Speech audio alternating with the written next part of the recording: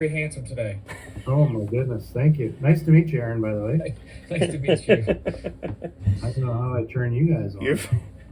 all right. Well, while you figure that out, we'll get started with. I don't want to take up too much of Aaron's time. Thanks very much again for gracing us. We're a little bit early before our education seminar, but on Monday we're all meeting, or a bunch of us are meeting, and got some great questions from Max Murchison, our rep. And again, thank you for spending some time with us, Aaron. Appreciate it, man. It's great to be here. Thanks for having me. This is going to be a great time. Yeah, I like it.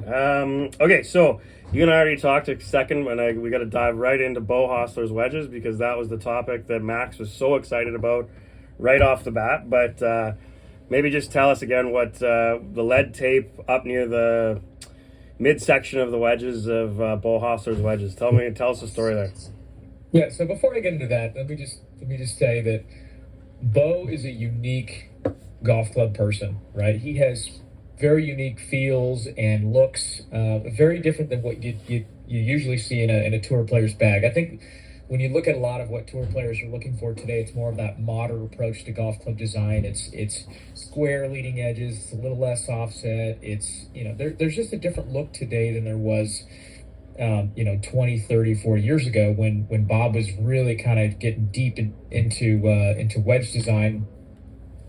Players are looking for more offset. They had wider bottoms. They had less loft. So it's a very different view today than it was back in that time. But for Bo, Bo's still living in the past, which is kind of fun because it allows us to kind of stay in that space and learn from it and see if it's something that maybe we're not paying attention to that we should be paying attention to. So when you look at his setup, all four of his wedges have more offset than our standard models. In fact, his 56 and 60 are very goosenecked, very offset. And he loves that look. He loves the way it looks. He loves the way it performs. And so we provide that service for him. As far as the lead tape goes, it's really not a counterbalance thing for him. It's more of a just adding more weight to the overall club. He wants to feel more. He's got Project X in a couple. He's got Dynamic Gold in a couple. And, for him, it's just, how do I find that perfect sweet spot of feel that gives me that perfect performance that I need around the greens and into greens. And sometimes those little touches, they make a big change for him. And, so those are the little things that we do to make sure that he's happy. Cool. Very cool. Good lead into, obviously we're a Canadian group. Our first question here. You mentioned Bob, and all kind of the old school. The master of wedges. You've obviously spent lots of time with him. What's he mean to you as a mentor? Or what are some of the biggest things you've learned from Bob over the years? That's a great question. Bob, Bob's a very special person to me. I've been with the company for 20 years this year. And when I started, there were only a handful of rock stars in this business, right? These huge personalities. Scotty Cameron was one of them. Bob Vokey was another. And me being a young golf nerd coming into the industry and working for Titleist, he was a legend to me. Never thought in my life I'd work for the man, but I definitely was going to make sure that he knew who I was and that I was in his space as much as possible. And the great part about that was during those early couple of years for me with the company, I was working on a Fitting Works tour van. When I wasn't doing that, I was in the tour department. I was learning from Bob. I was learning from the team, and he was wonderful. He just gave me as much time as he had to give, and he mentored me in a little way, whether he wanted to or not. I made him, so Nice. that was just fun. It was fun to spend time with him and learn from a legend because. There aren't a lot of legends left in this industry, so it is great to say, hey, I got trained by the very best wedge guy in golf. As far as Bob as a human being goes, there really is no kinder person. I think when I first met him, I had these expectations that he might be kind of closed off or quiet or didn't want to give me any of his time, and he couldn't have been further from that. He was so great about sharing knowledge with me and educating me on what was important and ways that I could get better. And he just gave me all of his time, and I thought that was such a cool thing. And as I spent more time with him, I think he understood that wedges were a passion of mine. They were something that I was very interested in, and because of that, and the weird timing and how life kind of goes. he needed somebody to help him on tour, and he gave me a call and he said, "Hey, would you be interested in coming to work for me?" And I said, "Absolutely, I'll do anything you want." And that's kind of how the journey began. And over the last 20 years, we've spent a lot of time together on the road, at seminars, doing road shows together, working in the tour department together, having meals. I mean, he's like the grandfather to my kids. And even though I greatly respect him as a wedge person, as a golf industry leader, I love him as a friend and as a mentor, and kind of like a father figure, because he really just does stand for everything that I want to stand for. Just his character, his demeanor, his personality, his love of people, and just wanting to make a difference in golf. I think that's such a special personality trait that he has that I love, and I just think he's the best. That's awesome. That's pretty cool to be able to work for a guy like that. And I think mentioned there's not a lot of legends in this game, but I think you're pretty well on your way to becoming one of those yourself, my man. So that's cool. Thank you. Yeah, absolutely. So fitting. Looking at our first questions here. Max submitted some of these questions here. Talk about some wedge fitting. Much of our fitting season is indoors. Wedge fitting app is great with Voki, but what are some of the other variables that you would factor into wedge fitting indoors? And how would you go about indoor fitting if a TrackMan is not available? That's a great question. So I fit exclusively outdoors. If you're going to invest in golf, if you're going to invest in wedges especially, I'm a little biased here, definitely get fit. I think it's really important that you understand what tools are available to you and why those tools work, and it's really important to understand why some don't. And so if you get a chance to hit different wedges and different grinds, we encourage you to do so. Get fit by somebody who has the tools and the expertise to guide you along the process so you have the right things. When I am fitting indoors, the wedge fitting app's outstanding. I think it gives you a great understanding without being in the golf environment, in grass and bunkers. It gives you a great understanding as to what is the right setup for you. So you can learn about your distance, what carry numbers are the right ones and why those lofts correlate the best with you, grinds and why certain grinds work better in certain conditions, and how those things influence trajectory, spin, and your just overall control of your Pro V1 or Pro V1X. If you don't have access to the app, if you don't have access to outdoor fitting, and you're just indoors trying things, you want to ask yourself a series of really important questions. I think that the more you ask and the more you think through the process, the better you are at discovering which ones are right for you. So the first thing is, how far do I hit wedges? Start with your pitching wedge. Think about that. Think about how far you hit that club. Again, if you don't have a launch monitor, let's say you have a flight scope or some other TrackMan or some other launch monitor system that can give you some ideas of how far things go. You want to be about 13 yards between each wedge. So start with the pitch, see how far that goes. The next wedge should go 10 to 15, but 13 is that sweet spot of yardage. And then kind of work your way back. Once you get to the lob wedge, it's less important. That one's really more of a short game driven tool, so I don't usually put pressure on players to, you should hit it 85 yards.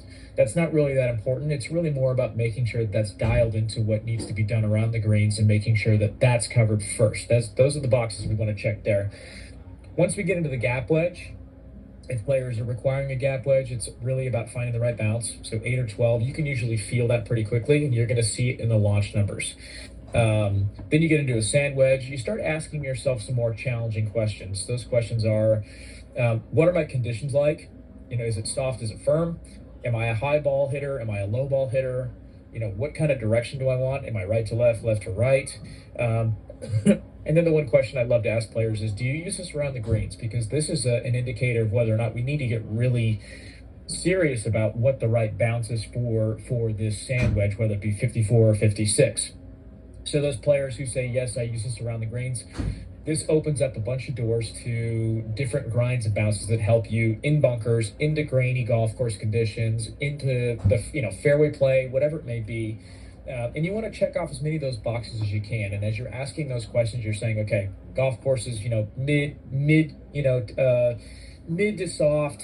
My grass is typically bent or rye or Bermuda, whatever it may be. So there's going to be either no grain or some grain. Typically is a rainy season or there's not a rainy season. Do you see a lot of bunkers? What do those bunkers feel like? So you're asking yourself these valuable questions, and as you're doing that, you're kind of leading yourself in that direction. If it's soft, we probably want to add some bounce. If it's firm, we want to reduce some bounce. So you're discovering those, and you're narrowing out those options. And then once you get in the lob wedge, it's what do I do with this thing? Do I open up the face a bunch? Do I have any weaknesses? Do I need to cater to those? So while I know it seems extremely confusing, if you ask the questions and you think about where you're playing your golf and you think about the things you do poorly and the things you do well, you can typically figure out which ones are going to work pretty well for you. Again, I always tell everybody, please, please, please find a place to go get fit. I don't care if it's indoors or outdoors, find a place to get fit. If you can't do that, find a place who has some different options and just go hit them. I mean, if you hit them, you'll know right away this one feels better than another, and that usually is a good start. Yeah, love that. I like the. Aaron, do you find the guys on tour? I know a lot of them will switch their lob wedges out for course conditions. Do you find they switch out their 54 and 56 to get into different bounces as well? That's a great question.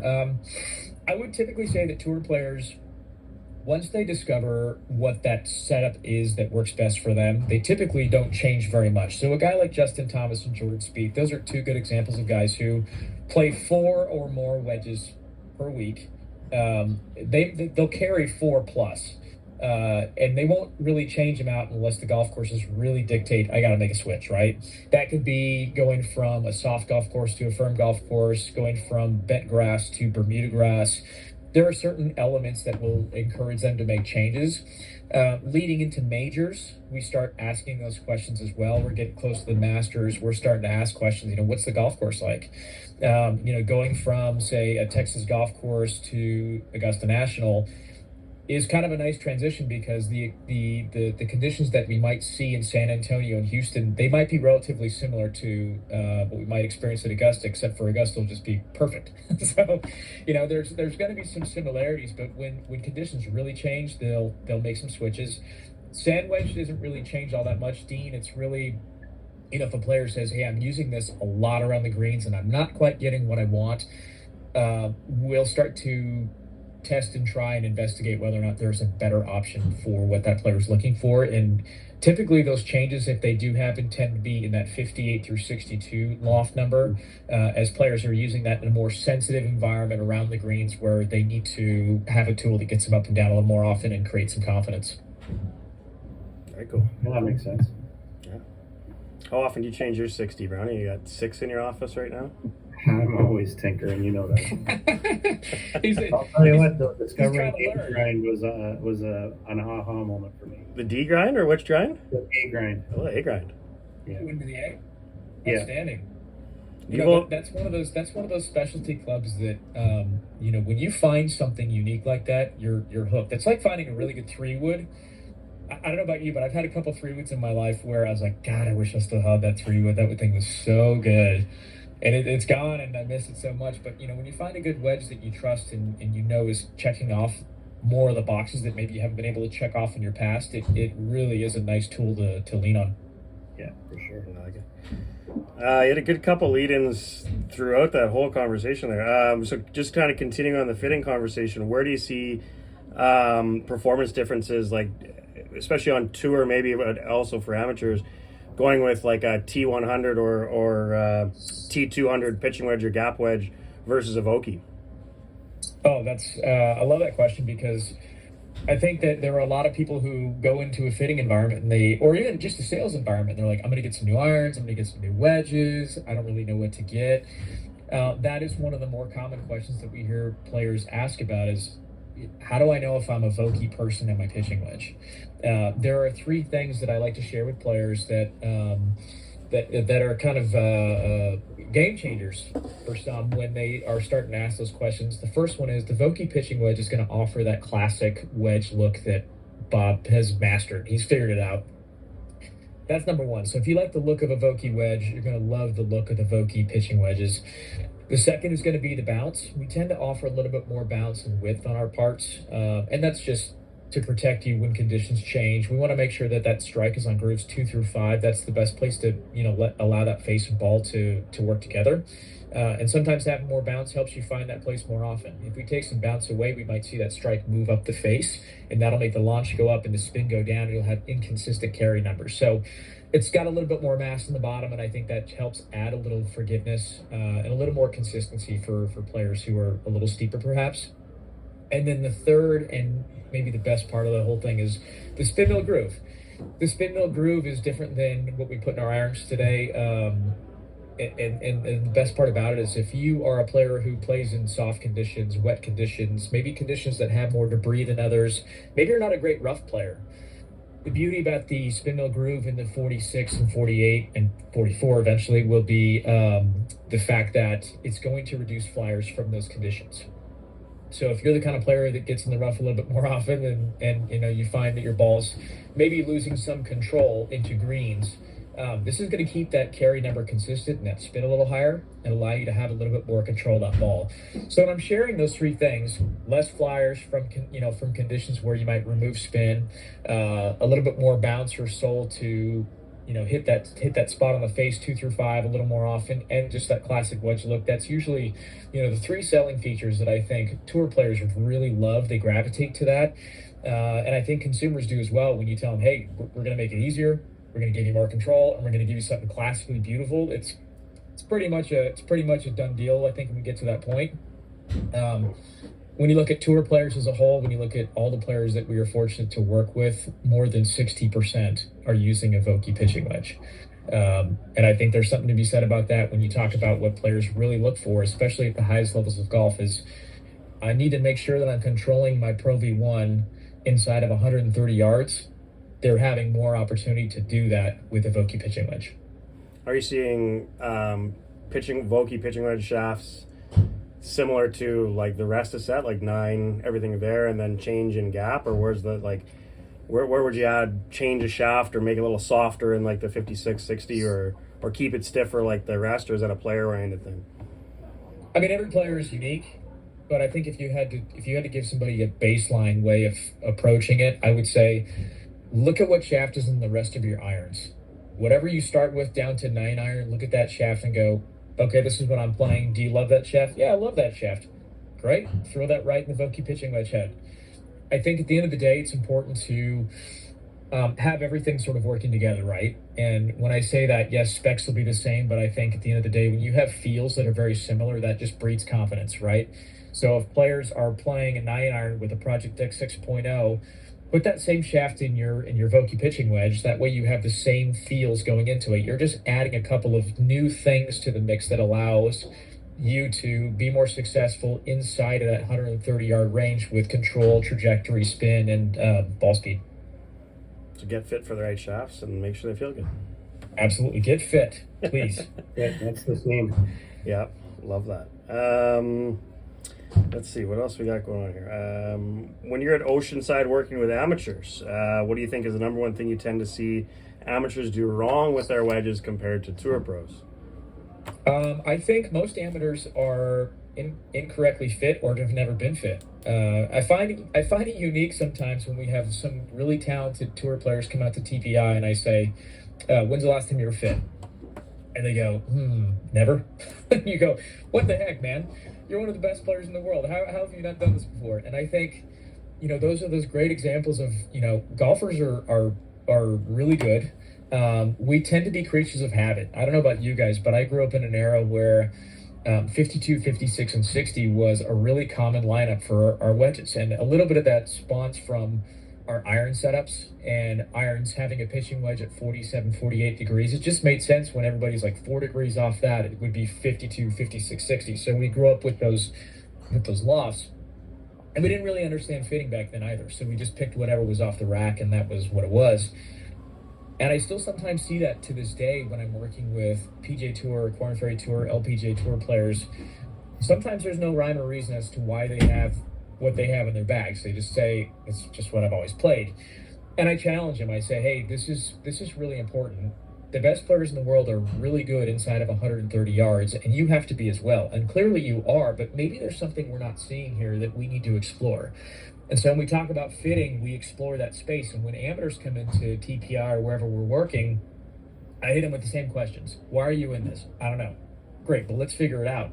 And so as we're running through that testing process, we're identifying strengths and weaknesses, and we're saying, okay, you're using this sand wedge. What does it do right? Well, I hit it pretty good from the fairway. Do you ever use it around the greens? Yeah, sometimes, and I chunk it all over the place, and I don't do this very well. And you go, well, that's because you're in the lowest bounce option we make. Let's try something with a little bit more bounce, and let's make some of these other shots easier. And they begin to realize that, oh my gosh, this whole time I was in the wrong club. So I think these players being maybe not fit at all or incorrectly fit, they're not coming equipped with the tools they need to be successful. And because of that, they're having to sacrifice shots around the greens and into the greens. And golf's already really hard. I'm looking at that sign behind you, golf is hard. It absolutely is. So it's like, we got to find some ways to help players find some consistency and some forgiveness with their short game tools. And I think getting into a fitting environment and identifying, what we're doing right, more importantly, what we're not doing right, allows us to understand what the best ways are for each player. So if players come out and they get fit with us, that's the first thing we do. We identify the right grinds. We look at the distances. Most players, and this is another thing, is players think that they hit wedges a certain distance. The reality is they're typically shorter. Not so much. And I hate running that exercise because it's such an ego killer. It's just like, I hit my pitching wedge 145 yards. No, you don't. Sorry, but you don't. You hit it 126. And so that's an important exercise too, is telling them, these are your carry numbers. Just be realistic. These are the numbers you get. These are the right lofts and grinds you need. And just go out and play golf and let the rest kind of fall into place. I love that. I had the opposite when I was at Oceanside. When Dino was fitting me, I was on the far left, starting with some 7-irons, and he had to come back to 7s. He said, well, how far do you carry 7? And I'm like, 180. And he goes, really? You amped up to be here today? And I'm like, yeah, I'm pretty excited. He was okay, because the first 7-irons, I think he caught a hair high, carried 210. I'm like, okay, well. No, they go 180 normally. So, anyways, moving on from there. Brownie, you got anything so far? Not well. I guess I got a personal question. I guess. Love it. I grew up with ram wedges. I don't know if you're familiar with them, but yeah, I'm older than Garrett. So they had a very rounded leading edge and almost slightly bit of onset. So I like to take a 58 and bend it to 60 to create a little bit of that onset. How much is that affecting, like, with all your, I guess, AI and 3D building and of the wedges? How's that affecting the center of gravity? And I understand it creates a little bit more bounce, but is it messing with everything else in your design? Not necessarily. The two things that are going to change right away when you start adjusting lofts is going to be offset and bounce. So it's typically a 1-to-1 ratio. So if a player says, I want to use 58T at 59, he's going to increase bounce by 1, and he's going to reduce offset. So straighter, squarer look, and he's going to add a little bit of forgiveness with that 1 extra degree. Now, the opposite happens if you bend strong. If he goes 60 to 59, then you're reducing bounce by 1. You're adding more offset as well. The CG is already in the head. It's important that we keep CG high. If you look at what Bob and the team have done over the years, they found a great way to add progressive CG into wedge play, and that's not just for just making sure you hit it low, but that's also about ball speed. So 46 through 52 is all about having that mass low, and then as you start increasing loft, we start moving that CG up the face for trajectory, control, and spin. But in terms of what you're talking about, we adjust things all the time. Some players want it simply because it looks cool. I see less offset, it looks great, that's the way I want to look at it. Other players look at it and they go, hey, I love what I've got, but I need a little bit more height, I need some more forgiveness. So you can simply adjust it based on that. Mm-hmm. For other players like Bo Hostler, he's the other way. He's like, bend in as much offset as you can. The beauty about him is that he wants the offset without making the loft adjustment. So what was a 56 remains a 56, but with a bunch of net curvature. So it's really more about face closure and where he's striking on the face. But in your case, Dean, it's simply just going to increase the bounce a little bit and add a little loft and height. All right. Easier. Yeah. Add another wedge to that bag behind your desk. Yeah, exactly. Now, I will say, Dean, if if you have the opportunity to do it right from the start, we always say if you're a 60 player, find the right 60. Yeah. In specific cases like your own, if it is one of those things where, hey, I just love the look of the leading edge being in front of the hosel, that's great. You can do that just as simply as you bending the 58 to 60. Yeah. Yeah, that seems to kind of get it close to the way I like it visually to look. Yeah. Love that. Back to a little bit of the wedge conversation, or sorry, shaft conversation. High speed versus low speed players was one of the questions. He touched on it a little bit as far as feels and fits into the iron shafts to pitching wedge, gap wedge. Any recommendations for high speed or low speed players as far as when to match iron shafts, or maybe go a little bit softer or something like that? Certainly. So we'll start with high speed players. High speed players tend to look at their iron sets and go, okay, this is what I play in the irons. I'll use a couple of examples. The first example of a high speed ball player, we're going to use Cameron Young, who's one of the strongest studs we have on tour. He's an absolute beast. Because he's so strong and because of the way he flights the golf ball, he's typically a high spin player. And so for him, he needs stability and he needs spin management. So what he's using in the irons is a DGX7, which is a piece of rebar. It's basically a telephone pole that is stuck in the head of the golf club with a grip on it. And so what he's using in that, he extends that all the way through his wedges. Because again, he's looking at stability. He wants to know that head is exactly where it's supposed to be at impact without any droop or any movement along the way. And so for him, that's what he's looking for. And then we take somebody like Justin Thomas, who's also, he moves the ball so fast, but he's really an outstanding wedge player when it comes to just his creativity and his fluidness of how he moves a wedge through the golf ball. He's a real soft hands kind of guy. And because of that, he really needs to have some more feel. So in his irons, he's an X100 player. He puts X1 in his 46. And then as he goes into the rest of the wedge set, the 52, 56, 60, he goes into S400s. He wants to increase those feels because he knows he's going to swing a little softer at times. He wants to make sure that that club is still in motion. And that gives him the best chance to time up where that ball and that face are meeting at the bottom of the arc. So those are two good examples of high-speed tour players, elite players that have, some stiff to soft and stiff all the way through. Now, if you get into some of the slower ball speed players, this is where I like to kind of look at it again and go, okay, what's in the irons? If a player is playing, say, a 80-gram graphite regular or softer, and they say, God, I really like this shaft. It feels awesome. I don't see any reason why you can't extend that all the way through the wedges.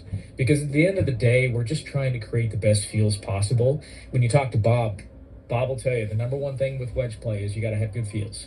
That's why when he talks about stories from, the early 2000s when he was working with some of the players back then, he would tell stories about how players were always playing X100. And he would tell them, hey, if you want to add some feel to this, let's try S4.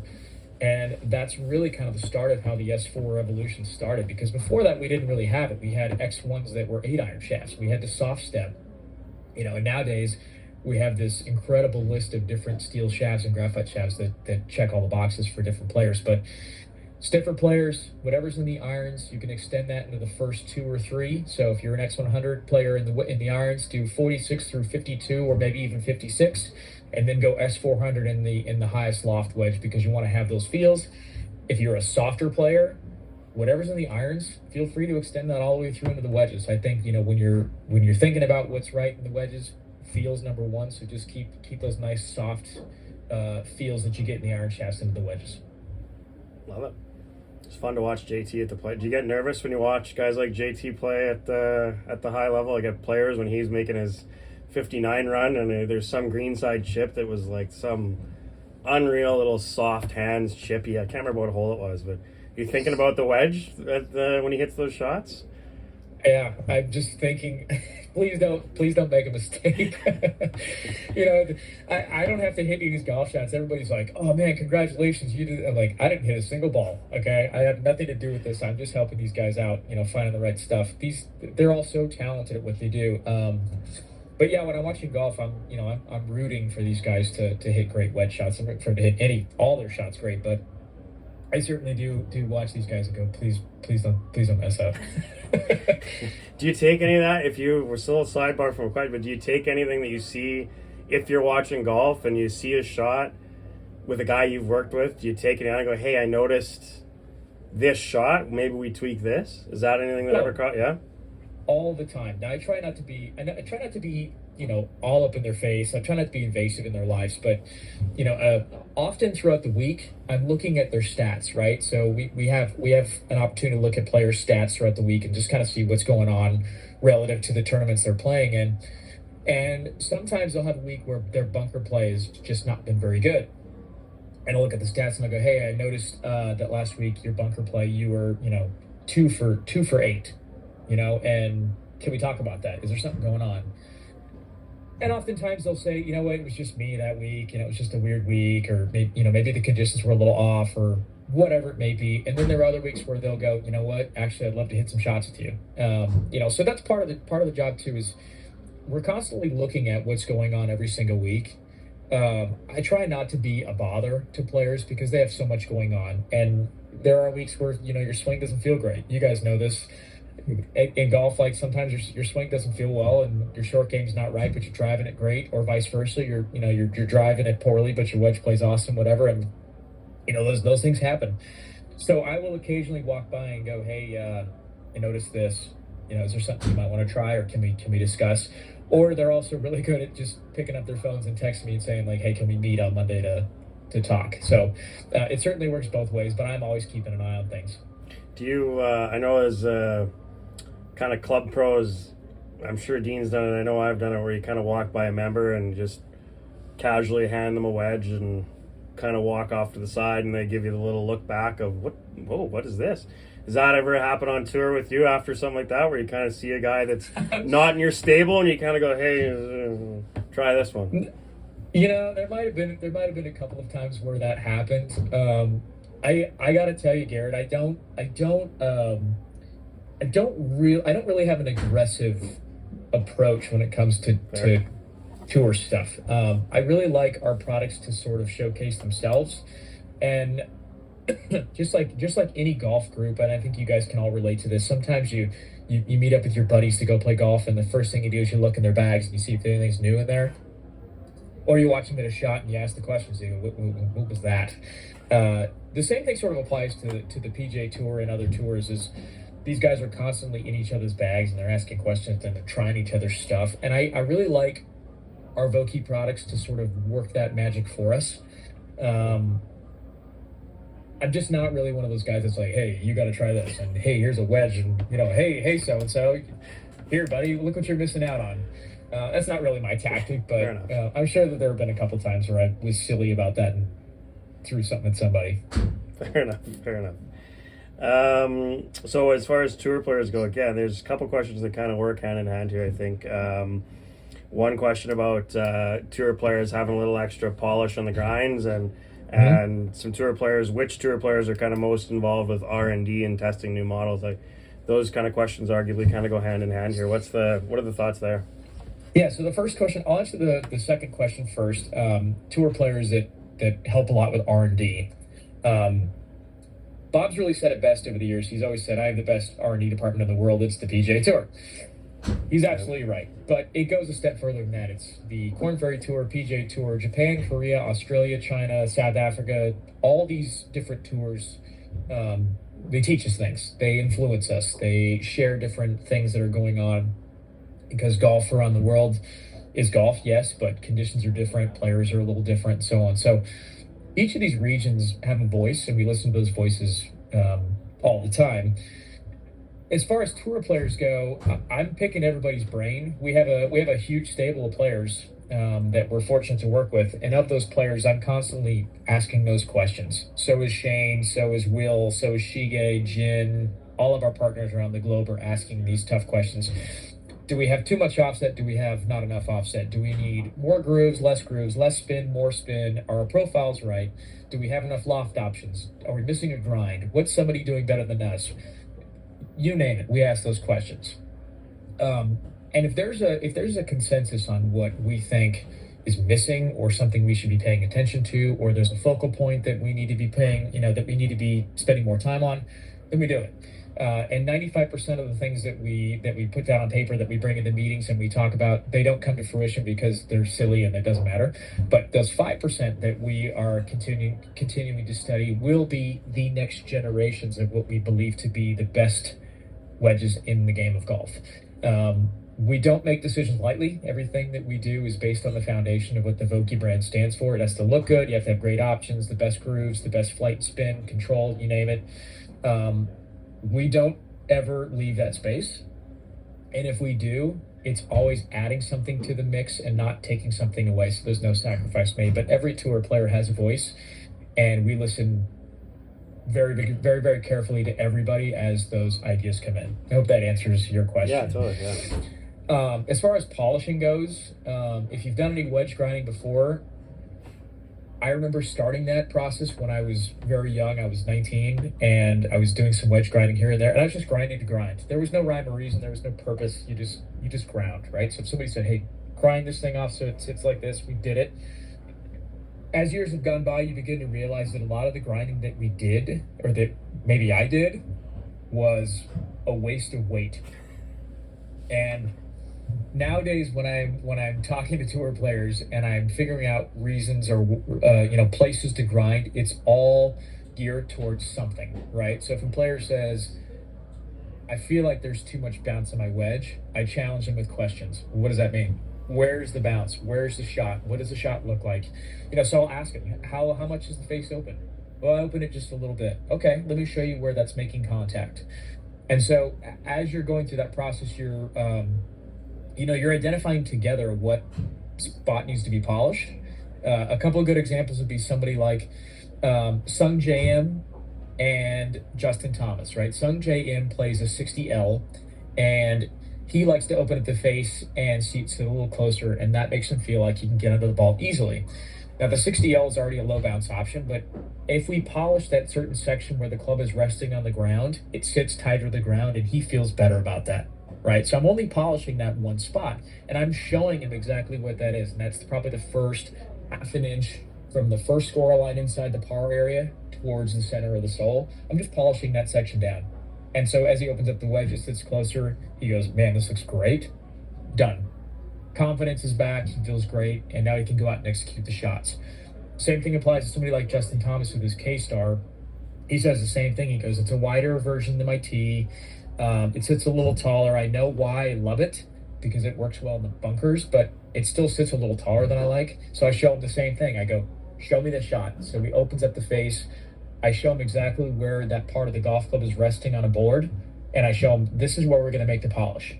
I grind that section down. I would give it back to him, and I let him look at it again. He goes, "It's perfect." That right there is really all you needed to do, right? Because the last thing you want to do is grind off a bunch of stuff and then have him have to relearn a wedge. And I explained it to him. I go, "Everything you love about this wedge is the same except for that one spot we polished.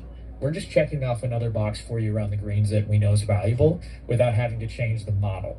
So as far as polishing goes, that's probably the number one thing that we typically will do, is we will fine-tune polish, just trying to find that perfect spot. I think when you look at what Bob and the team have done over the last 25 years or so of building different models, you look at our lineup, you go, "Oh my gosh, you guys have 28 models in your lineup."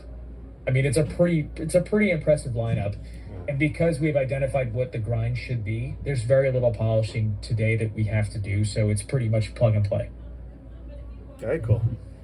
Not what I would have expected, honestly, but cool. Brownie? Can you talk a little bit about the groove change between 54 and 60? Yeah, outstanding question. So we have two score lines in our parts. There is a reason why we do that.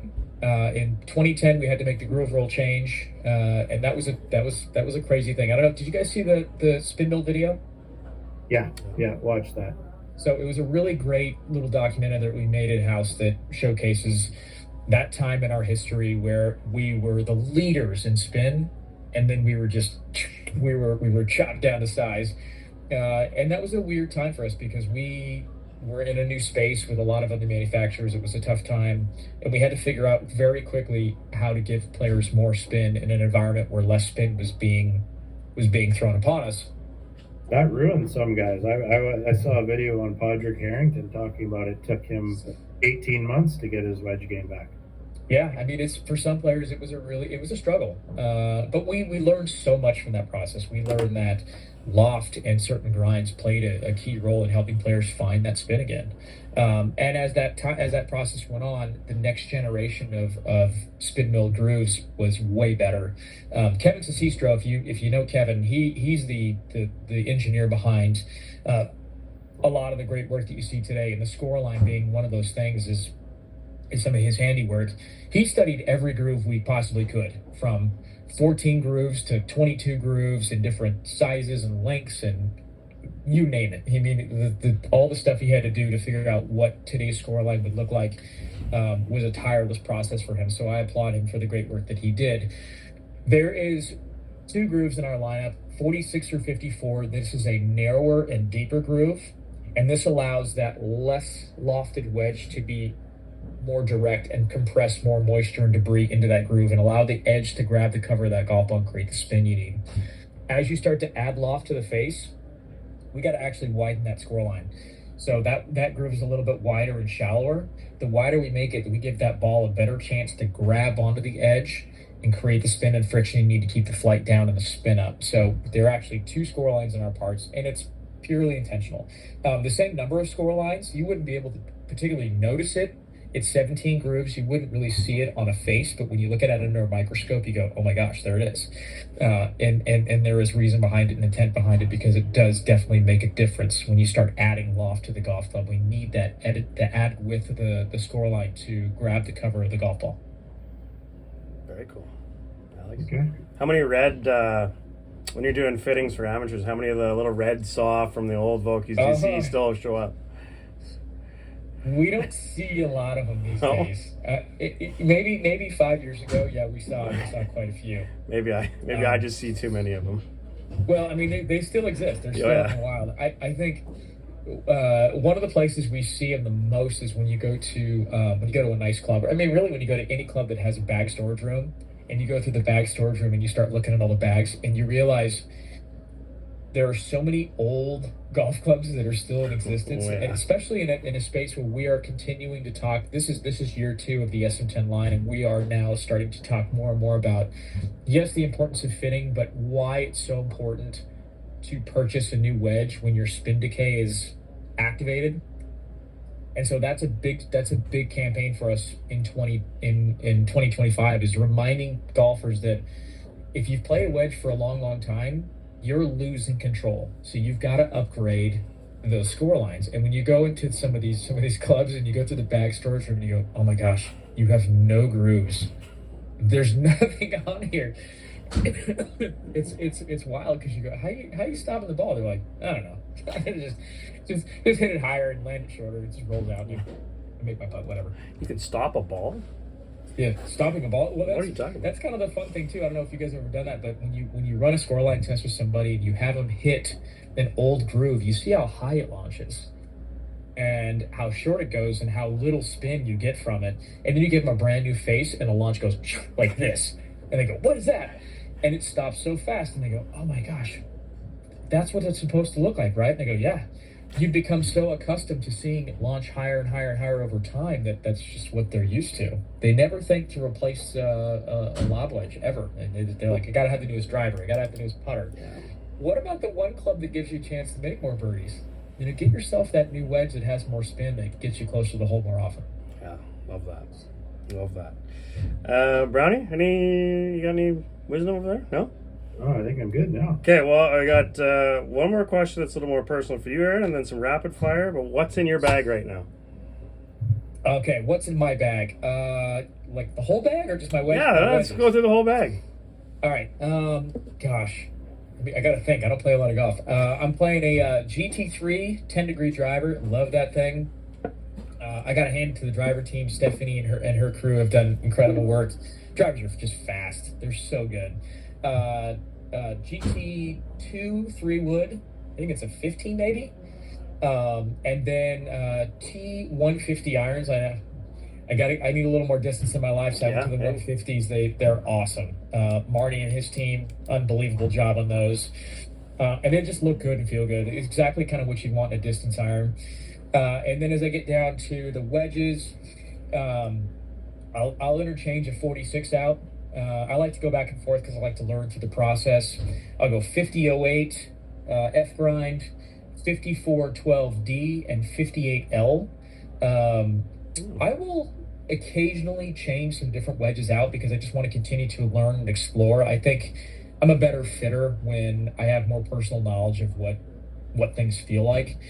So I'll interchange those out, and then I have an old X5 mallet with a double shaft in it, or a double bend shaft. I don't know where I got it. I think I got it off the van sometime a long time ago. One of the throwaways. Some tour player didn't love it, so I snatched it up and chopped it down to a short length for me.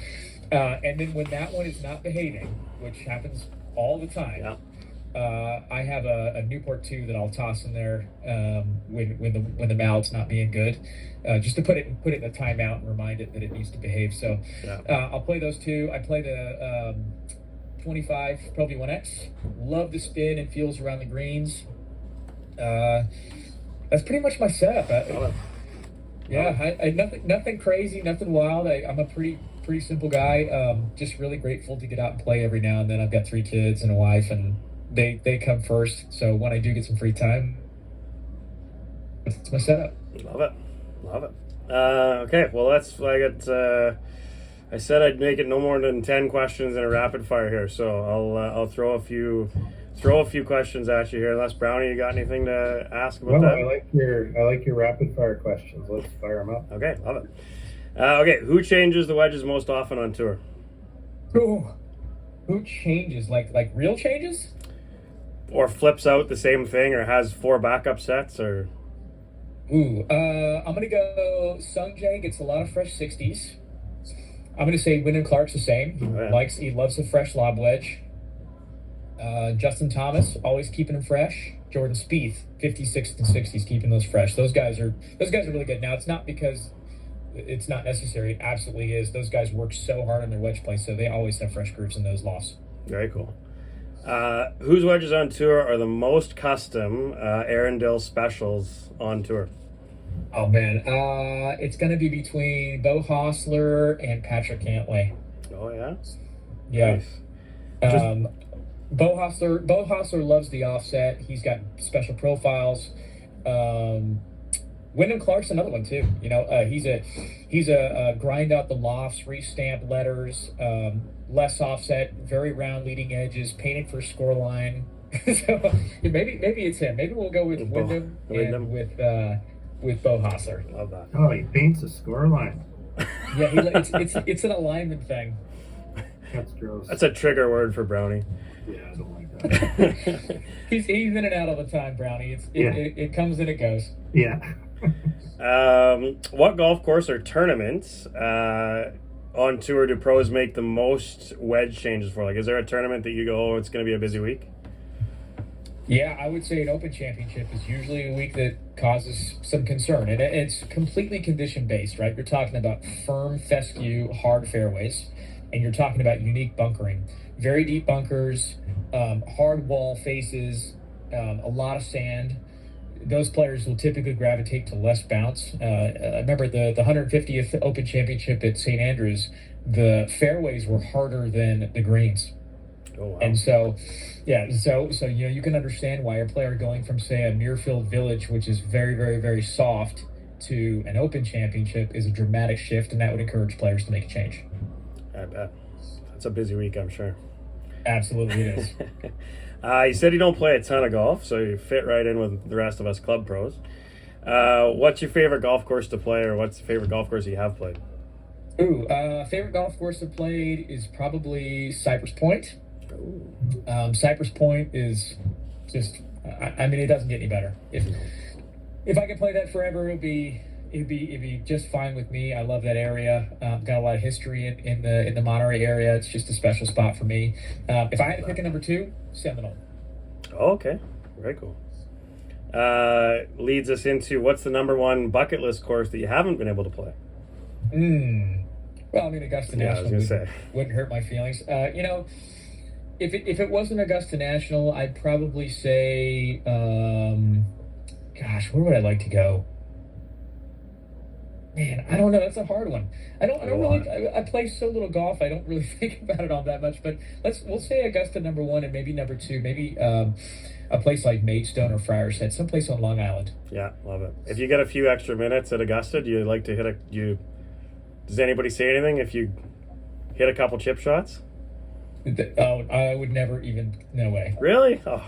Oh no, that's an entirely different world over there. It's such a business centric environment. There's a lot of rules there and regulations, and we are such a strict rules branded company that we always are just making sure we're doing everything absolutely perfect.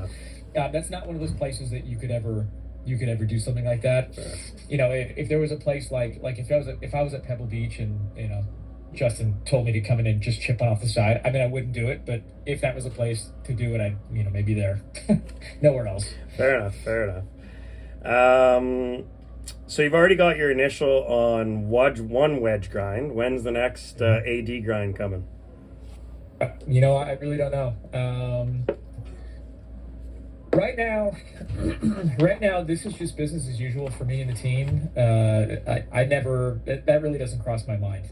At the end of the day, my job is just to service tour players and to build on the epic legacy that Mr. Vokey has. That's really all I want to do. So that's all I'm going to pay attention to and focus on going forward. Love it. That's why you're a legend, man. What's the oddest request you've had on tour as far as a wedge goes? Bo Hostler with lead tape? No, that's not even close. I've had a couple weird ones. I had a player one time ask me for the most bounce possible, which led me down a weird rabbit hole of making remember like an alien wedge? Oh yeah. Something kind of like that. That was an odd request. I've had some odd requests for really, really short wedges with no bounce as training clubs. I've had a bunch of weird ones over the years. Even chipping wedges, like arm lock wedges. I've made a couple of those just as training tools. But I would say 99.9% of my work is driven towards what is needed in the moment. It's just a fast-paced environment, so we're always just focused on making what we need today. And finally, what is the coolest experience you've had so far working for Titleist? Oof. Coolest experience so far working for Titleist. Gosh, I got a few actually. I'll make this kind of fast. The first one that comes to mind is watching Bob being inducted into the Canada Golf Hall of Fame. I got invited to that with Bob, and that was a special time for me. I'd never been to Canada, so it was a great experience for me to go there and see a little bit of Canada, and just be there to watch him walk across the stage and speak. I was honored to be there for that. I think the individuals you meet in this industry are really special. Doing things like this, helping players, working with different tour groups, that stuff means a lot to me. Seeing players win majors, that's really special to me. I mean, off the top of my head, I can't think of a lot of crazy things that I've done. I just think just having an opportunity to work at the highest level of golf and make a difference is pretty darn cool. So that's probably it. Yeah, I would say most of what you do at the tour level sounds pretty awesome.